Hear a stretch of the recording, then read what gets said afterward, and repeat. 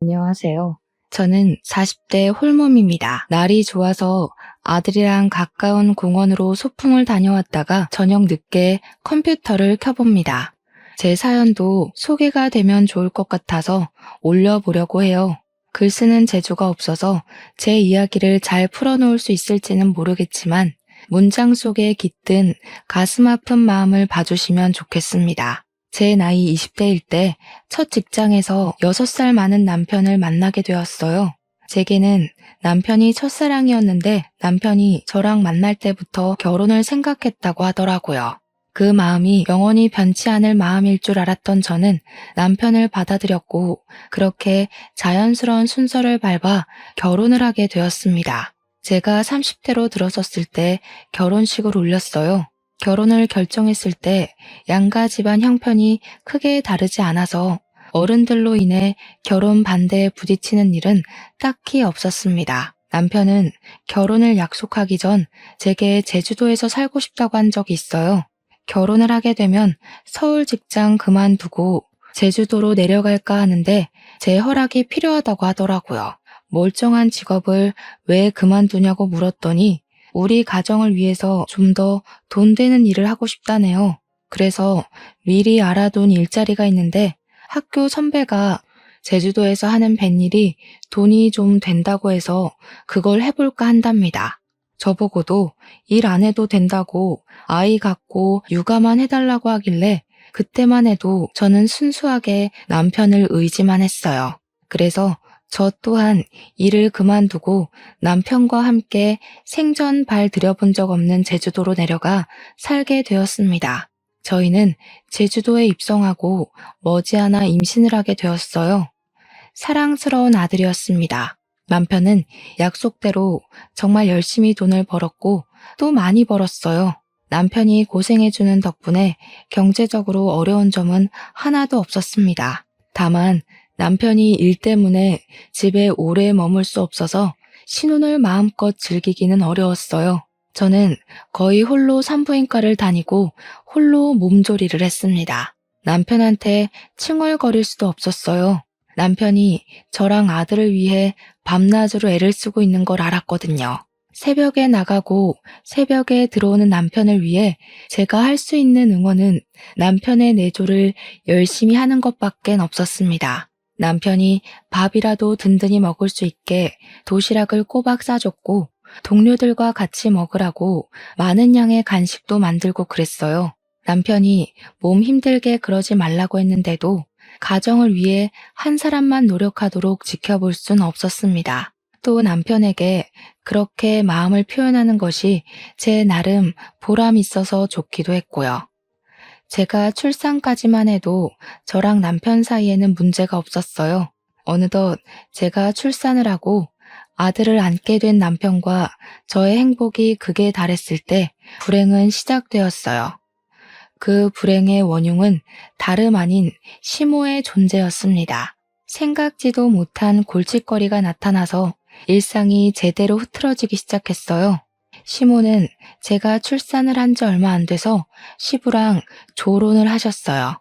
시부랑 같이 살기 지긋지긋하다고 다 늙은 나이에 이혼을 해버렸습니다. 너무 개방적인 마인드라서 놀라긴 했지만 시모의 의사를 존중하고자 했어요. 그래서 문제가 뭐냐 하면 시모가 제주도로 이사를 오면서 간섭이 심해졌다는 겁니다. 시모는 조론하고 멋대로 제주도로 자리를 잡더니 제주도에서 혼자 지내기 심심한지 매일같이 우리 집을 찾아왔습니다. 그리곤 제 아들한테 그렇게 집착하는 모습을 보였어요. 제 아들을 좋아해주는 건 너무 감사한 일이지만 아직 돌도 안 지난 아들을 가만두질 않는 건 좀 심하다고 봤는데요. 제 심기를 가장 심하게 건드리는 시모의 행동은 따로 있었습니다. 바로 시모가 제 아들 앞에서 은근히 자기가 엄마인 척 행동하는 것이었어요. 예를 들면요. 시모가 저희 집에 방문을 안 할 때는 꼬박 전화를 해서 제 아들을 집에 데려오라고 합니다. 또 제가 아들 젖을 먹이고 있으면 옆에서 내내 지켜보고 있다가 다 먹자마자 아이를 데려가서 자기가 트림 시켜줍니다. 아들이 잠에 빠져도 그 순간까지 시모가 곁에서 함께 잠을 잡니다. 그것뿐이겠어요? 제가 아들 근처에 가거나 옷을 갈아입히려고 하거나 기저귀를 가려고 하면 시모가 전부 다 뺏어가며 자기가 해줬어요. 한 번씩 아들이 새벽에도 젖을 찾을 때가 있는데 시모가 우리 집에 자고 갈 때면 아들 살핀다고 제 옆에서 잘 때도 있었습니다. 시모 때문에 남편은 새벽 늦게 퇴근해서 오면 거실 밖에서 자요. 시어머니랑 며느리랑 나란히 자는 경우는 대체 무슨 상황이란 말입니까? 시모가 저희 집에서 자주 자고 가면서부터 남편이랑은 더 거리가 멀어진 듯 했어요. 안 그래도 남편은 새벽에 퇴근하고 일찍 출근하는 사람이라서 둘이 같이 있을 시간이 별로 없는데 그 잠깐의 시간마저 시모가 빼앗는 바람에 저희는 얼굴을 마주할 시간이 아예 없어진 셈이었습니다. 시모가 알아서 육아해주면 아이 엄마 입장에선 편한 거 아닌가 생각하시는 분들이 있겠죠. 그런데 이건 좀 다른 문제라는 걸 정확히 보셔야 합니다. 시모의 광적인 집착 때문에 아들이 시모만 찾는다면 이거 문제 아니겠어요? 자식은 부모와 상호작용을 하여 관계 형성되는 게 중요한데 아들이 시모 없으면 불안 증세를 느끼는 게 바람직한 육아의 흐름은 아니잖아요. 그래서 제가 참다 못해 시모에게 정중히 말을 해본 적도 있었어요. 시모가 어김없이 자고 가는 날이었고 자연스럽게 제 아들을 안고 방으로 들어가려길래 말로 시모를 붙잡았습니다. 어머님, 오늘도 주무시고 가실 거예요? 집에 안 들어가신 지 좀 되셨지 않아요? 그래도 사람 사는 집인데 공가처럼 썰렁하게만 두면 먼지 많이 쌓일 텐데요. 내 일은 내가 알아서 잘하니까 신경 쓰지 마. 그리고 우리 손자가 이 할미 좋다고 안 떨어지려는데 어떡하겠어? 왜? 넌 내가 자주 자고 가는 게 불편하냐? 시애미가 다 해주면 감사하게 생각해야지. 너는 가서 쉬어라. 심심하면 내 아들 먹을 음식이나 해놓던가. 이때 제가 느낀 기분이 뭔 줄 아십니까? 그 순간 제가 마치 대리모가 된 기분이었어요. 제 아들이 아니라 시모의 아들을 지켜보고 있는 기분이었습니다. 이게 말이 되는 상황인가요? 아이를 봐주는 것도 한두 번이지 제가 일을 안 해서 충분히 애를 볼 수 있는데 아들 근처도 못 오게 하니까 갈수록 스트레스가 쌓였어요. 시모랑 안 맞는 부분이 있다고 바로 성질부터 내는 며느리는 없잖아요. 참을 만큼 참다가 더는 안 되겠을 때 며느리들도 폭발을 하지 않습니까? 저도 시모가 남편의 엄마이기도 하고 제 아들의 할머니이기도 하니까 최대한 좋게 이해해 보려고 노력했어요. 그러나 저도 한계가 있는 사람이더라고요.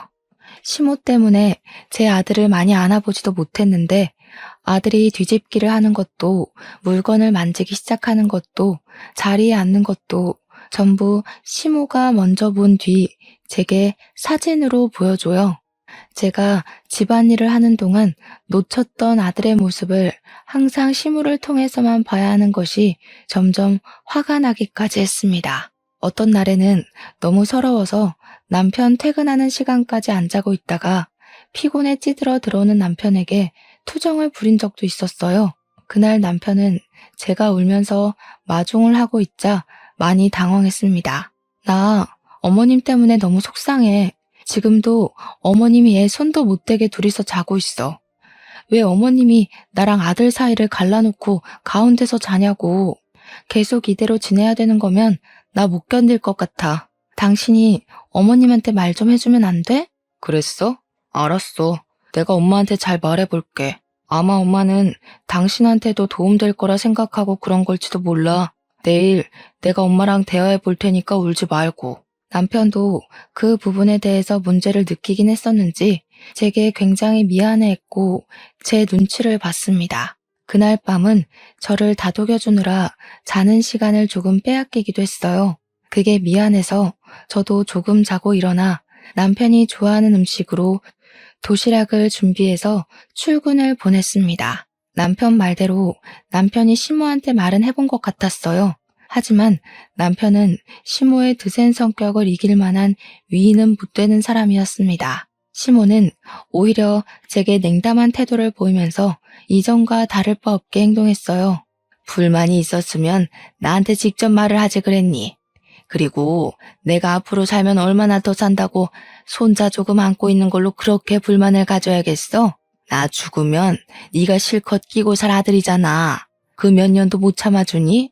네 아들이기 전에 우리 아들 핏줄이니까 할미인 나도 손자랑 가까이 지낼 권리가 있는 거야. 그건 네가 애 엄마고 해서 간섭하면 안 되는 거라고. 그런 말이 아니잖아요. 어머님께서 제 아들한테 친근한 할머니 돼주는 건 감사하죠. 근데 문제는 어머님께서 아이 엄마인 제가 해야 할 몫까지 다 뺏어간다는 거예요. 아들이 저를 낯설어하는 지경까지 됐다고요. 애 엄마로서 이 정도 속상한 마음은 표현할 수 있는 거잖아요. 누구나 내 자식은 내 품에서 크게 하고 싶은데 어머님 관심은 너무 과하세요. 기가 막히네. 애 봐줬다고 작작하라는 사람은 또 처음 본다. 시끄럽고 나는 내 방식대로 손자 사랑해주는 것뿐이니까 더 이상 말 마라. 시모는 제 불평을 들어줄 생각이 없어 보였습니다. 남편한테도 저렇게 말했을 것이 분명해 보였어요.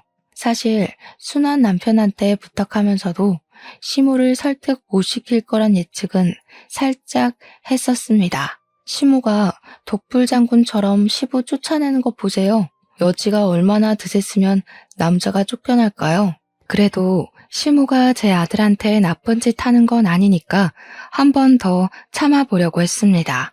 시모가 세상이 없기 전까지는 계속 보고 살아야 되는데 심각한 갈등을 만들고 싶진 않았거든요. 저도 조금 욕심을 낸 부분이 있다면 젖 먹일 때는 시모가 없는 곳에서 먹이려고 대놓고 말씀드렸어요. 그랬더니 시모가 저를 째려보면서 얼굴에 불만을 한가득 품었지만 도끼를 품고 덤벼들진 않았습니다. 그 덕에 아들과의 유일한 시간을 마련했는데요. 당황스럽게도 생각지도 못한 문제가 생겨버렸어요. 아들이 하루하루 지날수록 시모랑 더 안 떨어지려고 하더라고요. 이젠 정말 시모가 엄마라도 되는 듯 잘 때 시모가 없으면 엉엉 울기 시작했습니다. 제가 안아주면서 달래도 목청 나가라 울부짖어요. 그러다 시모가 안아주면 울음 뚝 그치고 골아 떨어집니다. 그것 때문에 시모는 더 우리 집에서 지냈어요. 아들이 시모한테 전적으로 몸을 맡기면서부터 제가 당당하게 나서서 아이 엄마의 권리를 주장하기가 애매해졌습니다. 그렇다고 아들 좋을 대로 내버려 두기엔 저는 여전히 시모의 육아 방식이 마음에 안 들었어요. 시모는 제 아들이 자다가 조금만 뒤척거리면 그 기척에 일어나서는 아들 살피면서 말을 걸었고 기저귀 살피면서 아들의 잠을 깨웠고 잠에 깨면 무조건 분유를 먹여서 재우곤 했어요. 이러다 제 아들 수면질이 다 망가지고 우식증까지 올까봐 갈수록 걱정되더라고요. 더 이상 참는 게 힘들어서 저는 결국 시모에게 또 한 번 불평을 드러냈어요. 지난번엔 불평뿐이었다면 이번에는 불평을 담은 어떤 선포였죠. 어머님, 이제부터 제 아들은 제가 돌보고 싶은데요. 어머님이 도와주시는 거 감사한데 저 어머님 도움 필요 없어요. 그리고 똑똑히 좀 아세요. 손자랑 아들은 다른 거예요. 엄마가 버젓이 있는데 할머니가 왜 애를 봐요? 저는 수백 번을 생각해도 잘못된 것 같아요. 뭐야? 지금 내가 걸리적거린다는 거냐? 엄마가 보든 할미가 보든 애만 잘 크기만 하면 되는 거 아니야? 내가 분명 말했지. 나한테도 아이 볼 권리 있다고. 자꾸 권리 따지시는데 그렇게 따지면 그 권리를 가질 순위는 어머님보다 10개월을 품고 있었던 제가 우선순위 아닐까 싶은데요. 아이 엄마 되는 사람이 그만해달라고 하면 그래야 되는 거 아닌가요? 저 어머님 도움 필요 없으니까 앞으로는 집에 가서 주무시고 일주일에 두세 번만 와주세요. 제 말에 열이 받는지 얼굴이 달아오른 시모는 제게 하고 싶은 욕을 다 퍼붓고 집으로 돌아갔어요. 그 뒤로 삐쳤는지 우리 집을 아예 안 오더라고요. 근데 시모가 저 때문에 생긴 불평을 남편한테 전화해서 하소연했나 봐요. 새벽 늦게 들어온 남편이 저를 깨우더니 거실 밖으로 데리고 나오라고 하는 겁니다. 내가 요 며칠 엄마한테 시달리느라 더 피곤해. 당신도 엄마한테 불만 있으니까 내가 웬만하면 내 선에서 해결하려고 했거든? 근데 생각할수록 당신이 좀 더 심했다는 생각이 드네. 그래도 우리 애가 예뻐서 엄마가 그랬던 건데 꼭 그렇게 쫓아낼 필요는 없었잖아. 남편이 제게 차분차분 얘기하면서 한숨을 쉬는데 너무 서운하더라고요. 남편은 제가 시모 때문에 얼마나 스트레스 받았고 참아왔는지 잘 아는 사람이었어요. 그래서 적어도 중립은 지켜줄 거라 기대했는데 결국 남편은 저더러 시모의 행실을 참아달라고 얘기하고 있었습니다. 나는 어머님한테 그렇게 경고 준 거 후회 안 해. 어머님이 당신한테 얼마나 솔직하게 하소연했는진 모르겠는데 당신이 직접 안 봐서 그렇지. 지금 우리 아들이 어머님한테 엄마라고 부르게 생겼어. 어머님께서 딱 할머니 노릇만 해준다면 당연히 감사하지. 근데 그게 아니라고.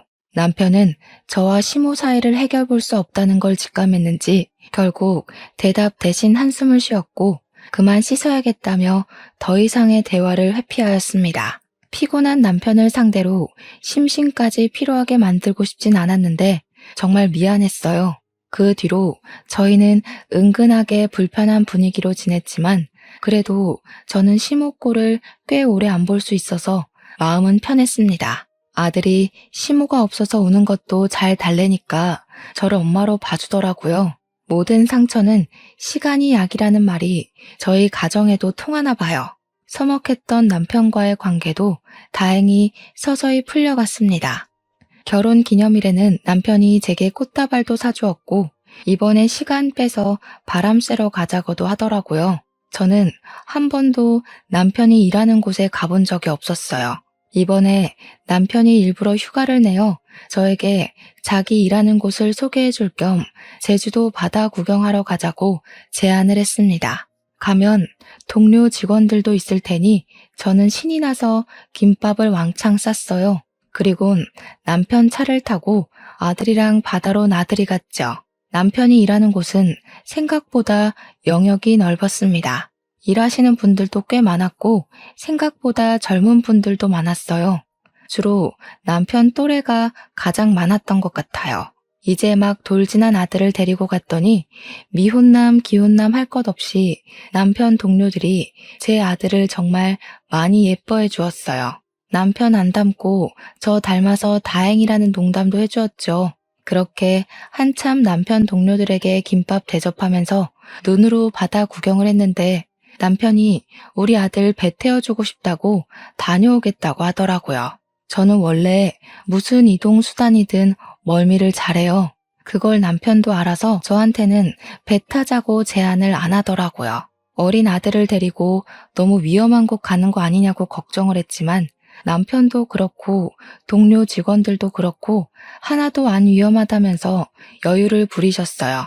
남의 손이면 불안해서 거절했을 텐데 애 아빠가 애랑 같이 타는 거니까 안심을 했습니다. 배 타고 멀어지는 아들과 남편에게 손을 흔들어주면서 인사를 했고 사진도 찍었어요. 그리고 남편이 돌아올 동안 저는 동료 직원들이 주는 차를 마시면서 바다 구경을 더 했습니다. 직원들이 좋은 곳을 많이 소개해줘서 시간 가는 줄 모르고 제주도 바다를 눈에 담았네요. 그리고 저는 몇 분 뒤 저는 세상에서 가장 큰 비극을 맞게 되었어요. 배를 타고 떠났던 남편이랑 아들이 실종되어 버렸다는 겁니다. 남편이 타고 간 배는 작은 배였는데 뜻하지 않게 배에 문제가 생기는 바람에 침몰하는 사고가 났다는 거 아니겠어요? 그 소리를 듣자마자 바로 주저앉아 버렸습니다. 주변 사람을 붙잡고 거짓말하지 말라고 몇 번이나 사실 확인을 하였어요. 사람들이 하는 말을 믿지 않고 싶어서 계속 부정만 하였는데 얼마 뒤에 해양경찰이 나타나고 난리인 겁니다. 그제야 저는 남편과 아들의 사고를 실감했어요. 안 돼요. 우리 아기 좀 살려주세요, 선생님들. 우리 남편이랑 아기 좀 데려와 주세요. 무사하다고 말 좀 해주세요, 제발. 정말 심장 박동이 헤아릴 수 없을 만큼 미치게 뛰면서 정신을 못 차렸습니다. 저 진심으로 바다에 뛰어들 수 있을 것 같았어요. 남편이랑 아들이 어떻게 됐는지도 모르는데 마음 놓고 앉아만 있을 수 없겠더라고요. 제 가족이 없으면 저 또한 아무것도 아닌 사람이라 생각했거든요. 그래서 기다리지 못하고 무작정 선착장으로 달려가면 직원들이 저를 붙잡아 말리면서 괜찮을 거라고 달래주기도 했습니다. 정확히 남편과 아들이 어떻게 됐는지 듣기 전까지는 지옥이 따로 없었어요. 1분이 1시간처럼 느껴지는 그곳에서 저는 하염없이 눈물만 흘렸습니다. 할 수 있는 게 없었거든요. 그렇게 나중에 들려온 소식은 배는 건졌으나 남편이랑 아들은 찾을 수가 없다는 비보였어요. 그리고 저는 그대로 숨이 넘어가 기절을 해버렸죠. 다시 눈을 떴을 때 제 곁을 지키고 있던 사람은 남편 동료 직원 한 분과 시모였어요. 응급실이었는데 동료 직원분이 먼저 제가 의식을 찾은 걸 목격하고는 급히 간호사를 부르러 갔습니다. 그러자 시모가 뒤늦게 제 얼굴을 마주했는데요. 단단히 화가 난 얼굴이더라고요. 아직 입술이 떨어지기도 전인데 시모가 제 머리채를 먼저 잡아버리는 바람에 저는 억소리를 내고 말았어요. 네 년이 감히 내 아들이랑 내 손주를 죽여? 염치도 없이 왜 깨어났어? 그냥 이대로 너도 죽어버리지. 뭐하러 다시 살아나냐고. 너 같은 게 엄마냐? 너 같은 게 와이프야? 가족들 다 죽여놓고 무슨 낯짝으로 너만 살아나? 시모도 남편과 손자의 실종 때문에 충격이 큰 것 같았습니다. 그 모든 걸 제 탓하면서 머리채를 잡고 흔들었어요. 저는 시모 덕분에 그 끔찍했던 비보가 꿈이 아닌 사실이란 걸 다시 자각했죠. 시모는 모든 걸 제 탓하고 싶었을 거예요. 저도 남편과 아들을 잃은 게 제 탓이라고 생각을 했기 때문에 시모한테 반항도 못했습니다. 시모가 소란을 피우자 임직원들이 다 달려왔고 주위 환자들과 보호자들이 시선을 보냈어요. 시모는 그대로 직원들에 의해서 쫓겨났습니다. 저는 눈을 뜨자마자 다시 숨 넘어갈 듯 눈물을 흘렸어요. 동료 직원이 제 흥분을 진정시켜주면서 곁을 지켜주었는데 동료 직원분 아니었으면 무슨 도구든 찾아내서 극단적인 선택을 해버리지 않았을까 싶습니다. 응급실에서 겨우 정신만 차리고 나서 귀가를 했어요. 그때까지도 동료 직원분이 함께 해주었죠. 그날 이후로 제 머릿속이 시끄러운 것처럼 저의 환경도 180도 엉망으로 변해버렸어요. 완전 화가 난 시모가 우리 집에 하루가 멀다 하고 들이닥쳤거든요. 집에 와서는 저에게 손찌검을 하고 물건으로 두들겨 패고 우리 집 가구를 부수고 난동을 부렸습니다. 그러면서 저더러 나가 죽으라고 저주를 퍼부었어요. 저더러 사람 목숨 앗는 귀신이라고 부르기도 하더군요. 시모는 저 때문에 아들이랑 손자 잃었다고 원망을 그렇게 많이 했습니다. 말했다시피 맞다고 생각했어요. 그래서 처맞으면서도 변명 못했고 덤벼들 수 없었습니다. 나 때문에 남편과 아들이 죽었다는 거 완전히 아니라고도 못하니까요. 그저 모든 게 제 탓이니 시모 말대로 처맞고 세상을 뜨고 싶기도 했네요. 저는 그렇게 울면서 제주도에 틀어박혀 시간만 보냈습니다. 아직 남편과 아들의 시신을 찾은 것이 아니기 때문에 혹시나 구조되진 않을까 기다렸어요. 그러나 한 달, 2달 기다려도 나타나지 않는 남편과 아들 소식 때문에 더 이상 살고 싶지 않더라고요. 제가 너무 나약해서 끈기 있게 기다리질 못했어요. 그래서 어느 날 새벽 저는 바닷가로 향했고 바닷속 어딘가에 있을지 모를 남편과 아들을 생각하면서 몸을 내던지려고 했습니다. 그런데 그때 저를 막아준 사람이 있었는데요. 바로 남편 동료였습니다. 마침 새벽 근무였나 보더라고요. 남편 동료는 남편이 사고 난 당일에 저를 가장 적극적으로 말리고 위로해줬던 사람입니다. 그는 기절한 저를 응급실에 데려가 주었고 깨어날 때까지 곁을 지켜준 사람이었으며 또 응급실에서 자해를 할 뻔했던 저를 구해준 사람이기도 했어요. 아직 확실한 소식도 안 났는데 이렇게 약한 생각하면 어떡해요? 왜 죽으려고 하는 건데요? 남편이랑 아들 살아 돌아올 때까지 이 악물고 버텨야지. 나만 어떻게 그래요? 남편이랑 아들은 숨도 못 쉬고 바다 안에 있을 텐데 어떻게 나만 잘 자고 잘 먹고 사냐고요. 그냥 죽게 두세요. 남편이랑 아들 없이는 살기 싫어요. 그 사람은 저를 끝까지 놓아주지 않았습니다. 계속해서 약한 생각하지 말라고 혼쭐만 내주었어요.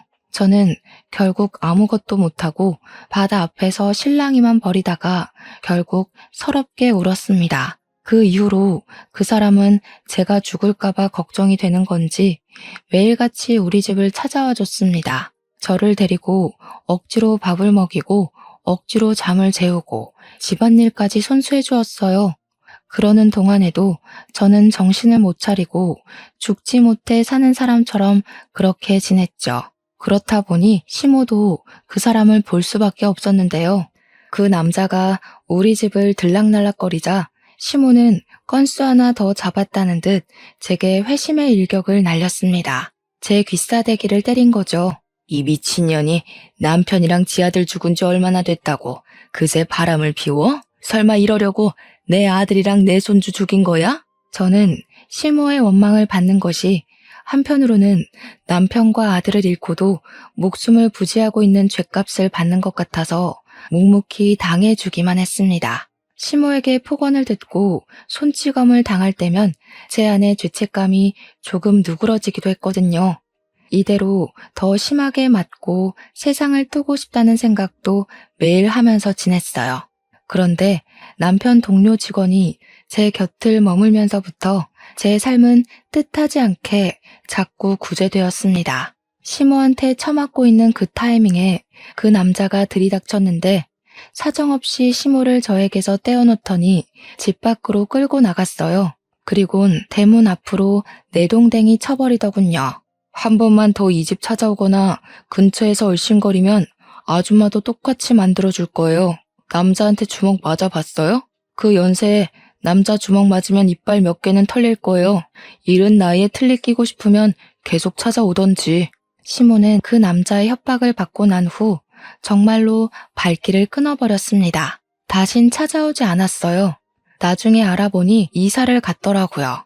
그것도 그 남자가 말해줘서 알았습니다. 시모를 볼 때마다 남편이랑 아들 생각이 나서 더 많이 울곤 했는데 시모가 없으니까 시간이 흐를수록 그 남자가 말하는 대로만 생각하게 되더라고요. 그 남자는 끊임없이 제게 괜찮다, 잘했다, 행복했으면 좋겠다 그런 긍정적인 말들만 해줬어요. 초반에는 남자의 그런 위로마저 자책으로 느껴졌는데 무려 10년을 그런 소리만 듣고 사니까 염치없게도 큰 안정감이 생기더라고요. 그 남자는 고맙게도 10년씩이나 제 곁에 있어 주었습니다. 그저 동료 직원의 아내일 뿐인데 이렇게까지 신경을 써줄 수 있다는 것이 정말 대단하지 않습니까? 저는 그 남자 덕분에 제 아들과 남편을 마음에 잘 묻을 수 있었어요. 사랑하는 가족들의 죽음을 좀 더 건강하게 받아들일 수 있었다는 겁니다. 저는 그제야 그 사람의 진심이 보였어요.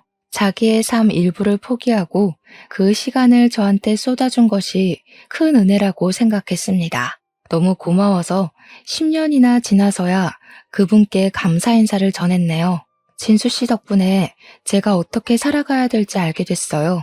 늘 고마웠는데 이제야 인사드려서 미안해요. 나 이제 괜찮으니까 앞으로는 진수 씨 인생 살았으면 좋겠어요. 제가 진수 씨 시간을 너무 많이 뺏은 것 같아요.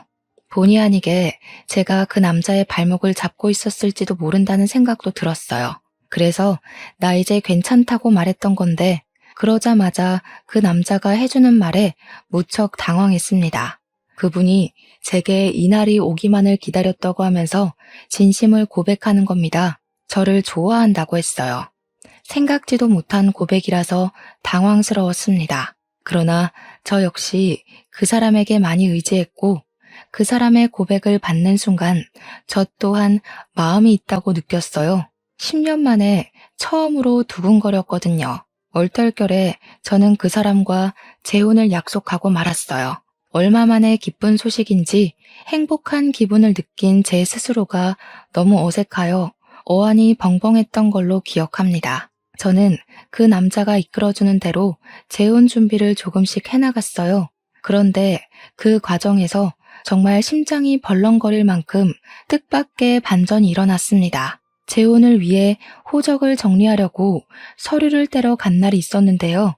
그때 그 서류를 보고 뭔가 이상함을 감지했어요. 제 아들이 주민등록 말소만 된 상태였고 사망신고는 안 되어 있더라고요. 심지어 남편까지도 말이죠. 남편과 아들의 시신은 끝내 찾지 못했지만 그렇다고 사망신고가 안 되어 있을 줄은 몰랐습니다. 이걸 이상하게 여긴 저는 바로 지금의 예비신랑에게 보여줬어요. 그걸 본 예비신랑 역시 저처럼 수상함을 느끼고 바로 경찰에 신고해서 상황을 알아보게 했습니다. 그렇게 다시 연락 온 경찰은 놀랍게도 제 아들이랑 남편이 살아있다는 말을 해왔어요. 믿을 수 없어서 저는 몇 번이고 되물었습니다. 그러니 경찰이 착실하게 대답을 해주었는데 남편이랑 아들이 서울에 있다고 하더라고요. 저는 잊고 있던 과거의 상처가 떠오르면서 또다시 눈물이 비집고 올라왔고 숨을 가쁘게 쉬었습니다. 예비신랑이 저를 잘 보듬어줘서 후들거리는 두 다리를 지탱할 수 있었어요. 저랑 예비신랑은 그렇게 남편이 있다는 서울로 올라갔습니다. 서울은 정말 오랜만에 방문하는 거였어요. 결혼하고 나서 한 번도 와보지 않았거든요. 어쨌든 저보다 침착했던 예비신랑을 뒤따라 헤매지 않고 움직일 수 있었습니다. 그렇게 찾아간 주소는 웬 아파트의 주소였어요. 그때부터 남편 살아있다는 건 말이 안 된다는 불신과 정말 살아있으면 어떻게 해야 하나라는 긴장이 상충하면서 두근거리기 시작했습니다. 만약 진짜 살아있었다면 왜 나한테 연락하지 않은 건지 그것도 한편으로는 궁금했어요. 남편을 직접 두 눈으로 확인하기 전까지는 사실 안 믿는 쪽으로 마음이 기울어 있긴 했어요. 저희는 복잡한 심경으로 메모에 적힌 호수로 가서 초인종을 눌렀습니다. 얼마 뒤 웬 모르는 여자가 내다보았어요. 여자가 저희를 모르듯 저희도 그 여자를 몰라서 무슨 말부터 해야 하는지 순간 말문이 턱 막혔습니다. 그러자 그 뒤로 누구냐며 금세 따라붙는 목소리가 있었는데요. 얼굴을 보지 않아도 얼굴이 떠오를 만큼 익숙한 목소리더라고요. 그리고 그 의문의 남편은 바로 얼굴을 내비쳤습니다. 놀랍게도 그는 10년 전 죽은 줄만 알았던 제 남편이 맞았어요. 너무 놀랐습니다. 놀란 건 저뿐만이 아니라 남편도 마찬가지인 듯했어요. 남편 또한 저를 보는 안색이 바뀌는 걸 보니 저를 알아보는 것도 같았습니다.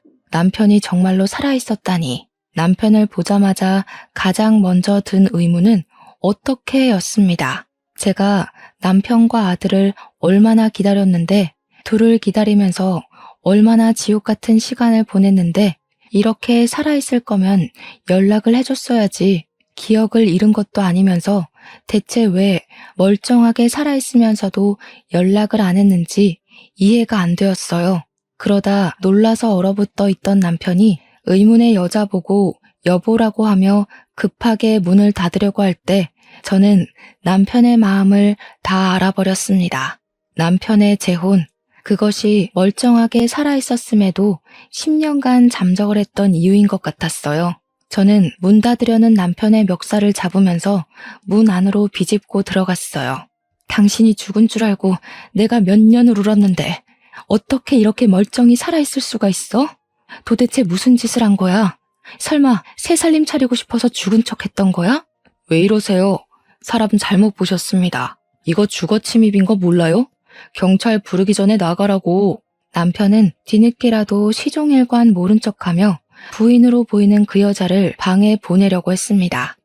그러자 그 여자가 상황의 심각성을 눈치챘는지 한마디 내뱉더라고요. 당신 전처 죽었다고 하지 않았어? 이분이 당신 전처 되는 분이야? 익사사고로 죽었다더니 설마 거짓말이었어? 익사사고라. 남편 재혼녀의 말로 인해서 우선 남편이 저를 속였다는 것은 증명이 되었어요. 그러고 보니 남편이 제 도장을 마음대로 훔쳐가 멋대로 이혼 서류에 도장을 찍은 줄도 모르고 있었네요. 어처구니가 없어서 저도 더 따졌습니다. 익사사고로 연기한 건 당신 아니냐고 소리를 쳤죠. 그러자 남편은 저한테도 해명하고 지 부인한테도 해명하느라 완전 반정신이 나가 있었어요. 저를 모른 채 하는 건 금세 포기를 했는지 저를 시한폭탄 대하듯이 밖으로 밀어내더라고요. 밖에 나가 있으면 다 설명해준다고 말이죠. 10년이나 거짓말을 쳐놓고 고작 한다는 말이 나중에 설명해주겠다니 참 기가 막혔습니다. 남편이 저를 버리고 재혼을 했다는 것도 알았고 남편 마음엔 제가 애초에 없었다는 것도 알아버려서 남편의 변명 따위는 들을 필요가 없어졌어요. 다른 거 다 쓸데없고 저는 당장 제 아들을 눈으로 확인하고 싶었습니다. 근데 아무리 둘러봐도 아들로 보이는 아이가 이 집안에 없는 겁니다. 마음이 조급해져서 다시 남편을 붙잡고 따졌어요. 내 아들 안 죽었지? 내 아들 어딨어? 설마 새 살림 차릴 거라고 내다 버린 거야? 당장 말 안 하면 저 사진 속에 있는 네 새끼도 똑같이 만들어버릴 줄 알아. 우리 아들보다는 어리지만 그래도 유치원생 정도로는 보이는 여자애가 찍혀있는 가족 사진이 거실 벽에 덩그러니 걸려 있었습니다. 제가 어린애로 협박을 하자 남편 재혼녀가 더 놀라서 남편을 재촉했어요. 결국 남편은 제 아들이 어디 있는지 실토를 하게 되었죠.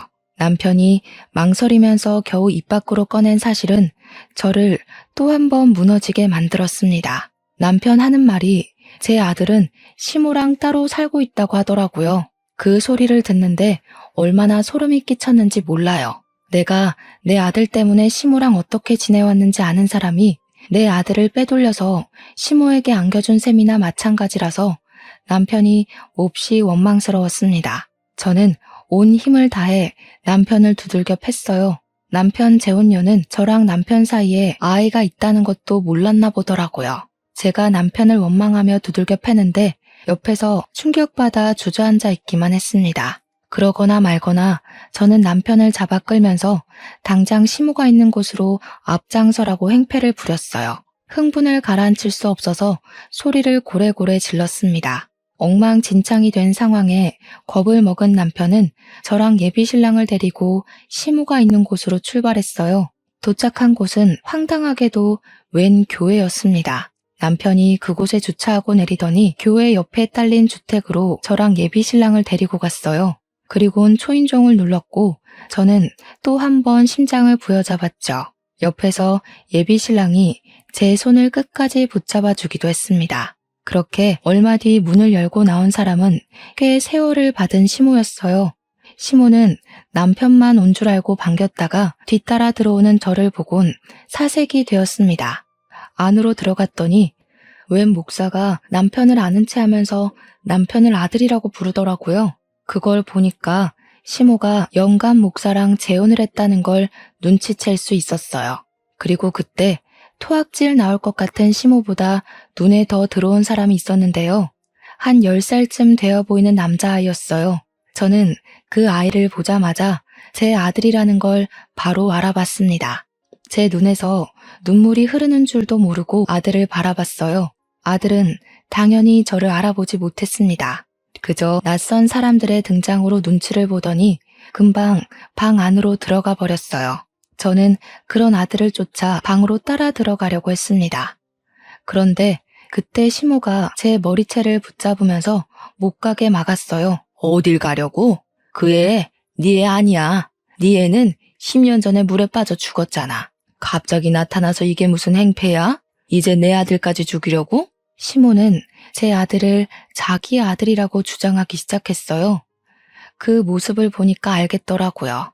시모는 제 아들을 훔쳐가 마치 자기 아들인 것 마냥 키우고 있었던 겁니다. 더 이상 제가 시모에게 맞아줄 이유는 없다고 생각했어요. 가족들이 죽은 게 아니라 제가 속은 거잖아요. 저는 여전히 제정신 아닌 것 같은 시모를 당장 밀쳐버리고 시모의 뺨따구를 사정없이 때렸습니다. 그러자 예전만큼 힘이 없던 시모가 그대로 구부러졌어요. 사람이 정신이 나가도 정도껏 나가야지.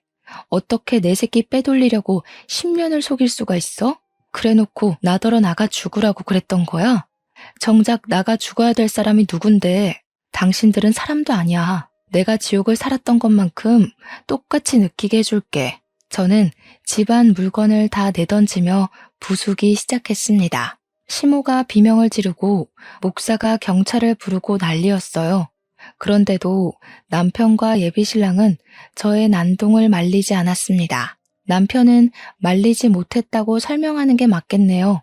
그 와중에 방에 있던 아들은 방 밖을 내다봤다가 울음을 터뜨렸습니다. 정신 나갈 뻔했던 저는 그런 아들의 울음소리에 번뜩 이성을 찾았고 오들오들 떨고 있는 아들을 안아주면서 사과를 했어요. 엄마가 미안해. 우리 아들 이렇게 살아있는 줄도 모르고 엄마는 바보같이 죽으려고만 했었어. 정말 미안해. 이제 엄마랑 집에 가자. 저는 울면서도 아들의 눈물을 계속 닦아주었어요. 그리곤 아들 손을 잡고서 그대로 집을 나가려고 했죠. 그런데 시모가 손자 나가는 걸 어디 가만히 지켜볼 사람이겠습니까? 시모는 바로 제 아들 팔을 잡고 늘어지면서 아이를 넘어뜨렸어요. 그리곤 10년 전처럼 제게 폭언을 퍼부으며 발길질을 했습니다. 안 돼. 못 데려가. 내 새끼야. 이때까지 자식 없이 잘만 살아놓고 왜 지금에서야 나타나선 잘 살고 있는 애를 데려간다는 거야? 어차피 새로 시집 갈 거 아니야? 그럼 새로 애 낳고 살아. 이 애는 죽은 걸로 치고. 정신 나간 소리 하는 시모를 저는 더 이상 못 참고 아동 납치로 이 교회를 신고해버렸습니다. 발악하는 시모는 예비신랑이 막아줬어요. 그런데도 시모는 반성은커녕 신고하는 제게 증거가 있냐고 따지면서 더 뻔뻔하게 나올 뿐이었습니다. 증거는 이미 남편과 내 아들이 살아있음으로 증명이 되는 거라고 박박 우기기만 했는데 그 순간 예비신랑이 나서서 확실한 답을 주었어요. 내가 증인이에요. 내가 그때 그 사고를 다 기억하고 있고 사고로부터 10년이 지난 지금까지 쭉 저 녀석이 시키는 대로 하고 있었으니까요. 예비신랑은 남편을 쳐다보면서 남편이 이 모든 걸 시키고 지휘했다고 말하고 있었습니다. 그건 저도 놀란 사실이라 아무 말도 못했어요. 그 순간 예비신랑의 말이 사실이라는 건 조급했던 남편이 알아서 증명을 해주었는데요. 남편이 예비신랑 붙잡으면서 비밀로 해주기로 하지 않았냐고 애원하기 시작하더라고요.